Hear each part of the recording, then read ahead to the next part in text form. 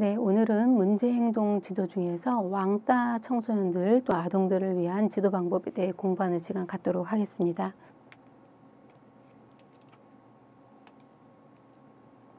보통 왕따라고 하면 사회 집단 내에서 뭔가 무리를 지어서 특정인을 소외시키는 이런 반복적인 어떤 인격의 무시라든지 신체적인 폭력이 가해지는 경우도 있고 그렇지 않은 경우도 있고, 이런 모든 것의 일체 행위를 저희가 왕따라고 이야기하죠. 이게 이제 시작된 것은 한 1990년대 중반 정도에 이런 단어가 사용되기 시작했는데, 왕이다 이런 단어가 매우 엄청 진짜 막 이런 뜻의 의미를 가지고 있는 그런 왕의 따돌림을 당한다 하는 거에 어떤 따라는 단어를 써서, 그래서 집단적으로 엄청나게 따돌림을 당한다 라는 어떤 의미로 이런 왕따라는 단어를 사용하게 되었습니다. 유사 언어로는 집단 따돌림, 그리고 은따가 있는데요. 요즘 왕따 문제에 이제 학교에 이 클래스가 이렇게 전체 숫자가 적어지다 보니까, 그리고 또 중학교, 고등학교에서 남녀공학이 많이 늘어나게 되면서 이제 동성 그룹, 이제 30명이 한 반이라고 봤을 때 거기에 여자 학생들이 숫자가 12명, 14명 이런 경우들이 많이 있고요.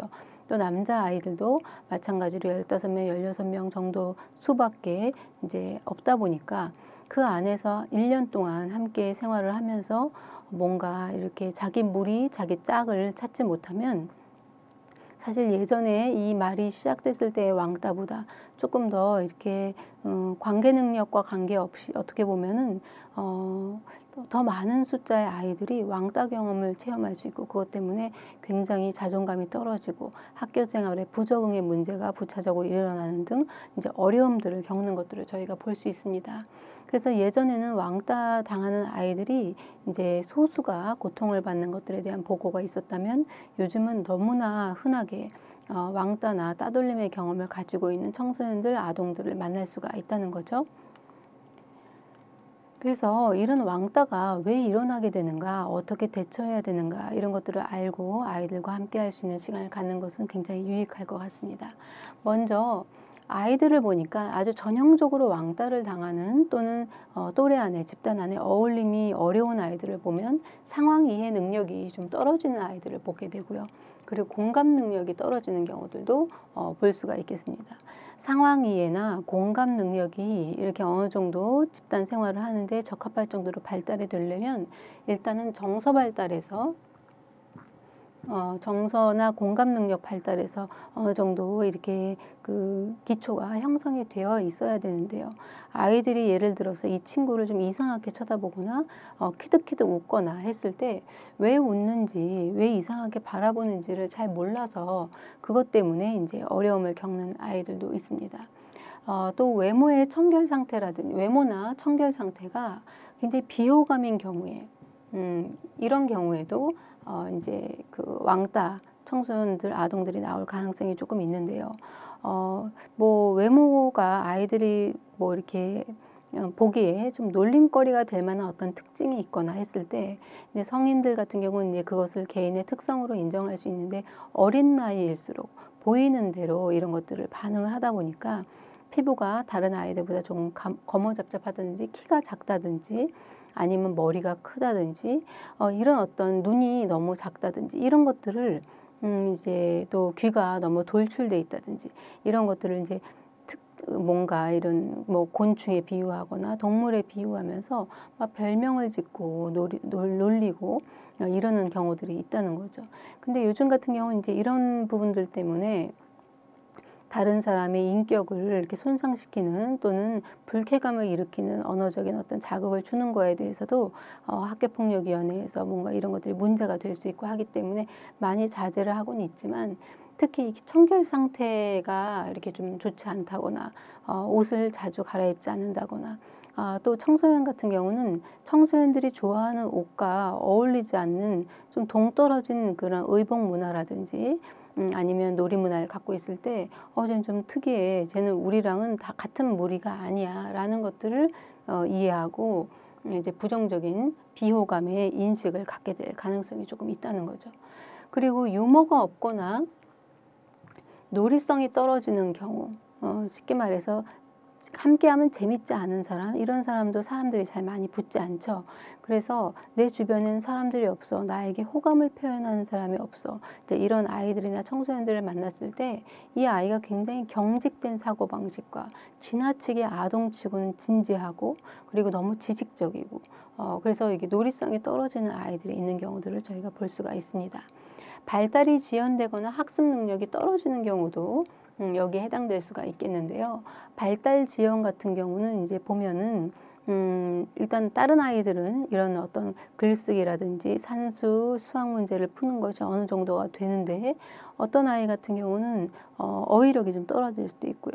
그리고 계산 능력이나 연산의 속도가 좀 떨어질 수도 있고 이런 것들이 남들이 볼 때 좀 특이한 부분이 있어. 특히 함께 이렇게 동작으로 나타나는 운동 시간, 체육 시간 같은 경우에 공을 패스하거나 잡거나 같이 뭐 피구 활동이나 이런 체육 활동을 팀으로 했을 때 이 친구가 우리 팀에 오면은 항상 우리 팀은 진다라고 했을 때 초등학교, 중학생 이렇게 뭐 우리가 많이 컸다고 생각하지만 아직 마음은 어린 그런 아이들 같은 경우는 이런 우리 팀이 잘 이렇게 승부가 안 나는 게 이 한 사람 때문에 승부가 안 난다고 생각해서 너무 쉽게 그 아이를 우리 팀에서 배제하려고 하고 자기네 팀에 안 껴주려고 하고 하는 어떤 어려움들이 있을 수가 있는 거죠. 그리고 이제 왕따 아이들 중에는 이제 나중에 다른 주제에서도 보도록 하겠지만 좀 이렇게 자기 감정을 잘 컨트롤하지 못해서 이렇게 부정적인 감정을 애들한테 이렇게 발산하는 그런 뭐 공격성 있는 아이라든지 아니면 이런 자기 조절 능력이 어려운 아이들, 갑자기 욱하고 다른 사람들한테 화내는 아이들, 이런 아이들은 쟤는 좀 함께 놀기가 조금 그래, 감정이 너무 안 좋아, 이렇게 생각해서 그 아이들하고 이런 활동하는 거를 좀 꺼려하는 그런 문제로 나올 수도 있다는 거죠. 그래서 이런 경우에 아이들은 그 친구랑은 좀 놀이하기가 그렇다, 이런 생각을 해볼 수가 있다는 겁니다. 부모나 교사와 같은 성인의 자중, 꾸중이나 부정적인 태도를 경험한 아이들 같은 경우는 사실 이런 태도의 경험, 그러니까 어른의 꾸중, 어른의 어떻게 보면 지적, 잦은 지적, 이런 것들이 이제 모이게 되면 아이는 아무래도 아동이다 보니까 위축되게 되죠. 그래서 이렇게 위축이 되어 있고 경직이 되어 있고 이런 아이들은 사실 그 경직되거나 위축되지 않는 상황에서도 이제 그런 어떤 감정을 이렇게 표현할 수가 있겠고, 그렇게 됐을 때 좀 더 이렇게 융통성 있게 다른 친구들하고 관계를 하기가 어려워지고 왕따 문제를 경험하는 경우가 있을 수 있다는 것입니다. 제일 중요한, 그러면 이제 왕따 아이들을 우리가 어떻게 지도할 것인가 좀 살펴볼 필요가 있겠는데요. 일단은 가장 좋은 지도 방법은 자신 안에 있는 부정적인 자기 이미지를 긍정적인 것으로 바꾸어 주는 것입니다. 긍정적인 자신의 모습을 찾을 수 있도록 도와주시는 거죠. 여러 가지 방법이 있겠는데 일단 모든 아이에게는 단점이 있지만 장점이 있습니다. 그 아이가 키가 자그마하다면 이게 손 매무새가 또 되게 야무질 수도 있는 거고요. 수학 연산은 못하지만 되게 이런 그 음악이라든지 미술의 감각이 좋을 수도 있는 거고요. 그리고 이 아이는 이제 수학은 못하는데 굉장히 외국어 실력이 뛰어날 수도 있고요. 무언가 전반적으로 다 잘하고 우수하는 것도 좋은 것이겠지만 어느 한 가지가 자기가 만족할 만한 수준에 이르는 거 모든 사람에게 필요한 부분이라고 볼 수 있겠습니다. 그래서 긍정적인 자신의 모습을 찾도록 도와주는 것이 필요하겠고요. 새로운 학습 경험을 통해서 학습 능력을 향상하는 그런 동기를 부여하는 것도 하나의 방법일 수가 있겠습니다. 세심한 관심과 배려를 보여서 아이가 느끼는 자신의 가치를 높이도록 도와주는 것도 왕따 청소년을 돕는 데, 아동을 돕는 데 도움이 될 수가 있겠습니다. 예를 들어서 사람들이 나를 이렇게 뭔가 무시하거나 나를 업신여기거나 마치 이런 그 무언가에 자꾸 끼워주지 않거나 했을 때 모든 아이들이 그 일시적인 현상에 위축되는 건 아닙니다. 그런데 자신이 굉장히 사랑받을 만하고 그리고 아이들한테 인기가 있을 수 있는 좋은 요소가 있다고 자기 이미지를 가지고 있는 사람들은 다른 사람이 행여 자기를 조금 싫어하더라도 자신을 좋아해 줄 수 있는 다른 그룹이나 다른 상황까지 그런 어떤 부적절한 관계들을 참아낼 수 있다는 거죠. 그래서 내가 나에게 느끼는 감정, 나에 대한 나의 이미지가 어떠한가, 이것이 내가 아이들이 나랑 놀아주나 놀아주지 않나가 아니라 그런 것들에 대해서 내가 어떻게 받아들일 수 있는가에 대한 어떤 결정을 한다고 볼 수가 있겠습니다. 자기 가치가 높은 사람을 아이들이 자신들과 문화가 다르다는 이유로 왕따를 시킬 때 그 아이는 나는 그 무리들과 좀 가치 기준이 달라. 나는 좀 다른 무리에 섞여 있는 것 같아. 조금 외롭지만 그렇다고 내가 틀린 것은 아니야. 라고 인식할 수 있습니다.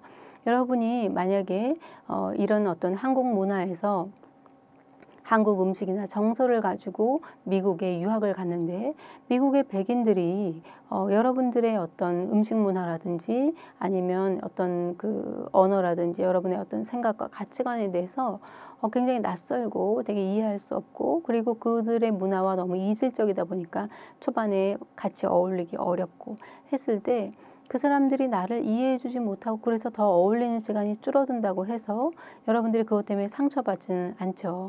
불편할 수는 있습니다. 그렇지만 자기의 이미지에 심각한 손상을 입지는 않는다는 거죠. 왜냐하면 그것은 다른 것이지 틀린 것이 아니기 때문입니다. 그것처럼 우리가 아이들이 설사 친구들 관계가 이렇게 뭐 어머니 아버지가 보시는 것만큼 이렇게 충분히 좋지 않더라도 아이들이 그것에 대해서 그렇게 어려움을 느끼지 않을 수도 있고, 어떤 아이들은 그것 때문에 아주 학교를 포기할 정도로 심각하게 이렇게 그 다운될 수도 있는데요. 그거의 차이는 그 왕따라는 하나의 어떤 그 일시적인 어떤 경험, 지금 이 학급에서 경험되어지는 어떤 그 무리 중에 어떤 고통, 이런 것 때문이 아니라 이 아이가 가지고 있는 자기 이미지가 근본적으로 그렇게 긍정적이진 않지 않았을까. 그랬을 때 지금의 이런 집단 안에서의 따돌림이라는 현상이 더 고통스럽고, 본인의 내면 세계에도 그들이 말하는 나에 대한 비난과 평가에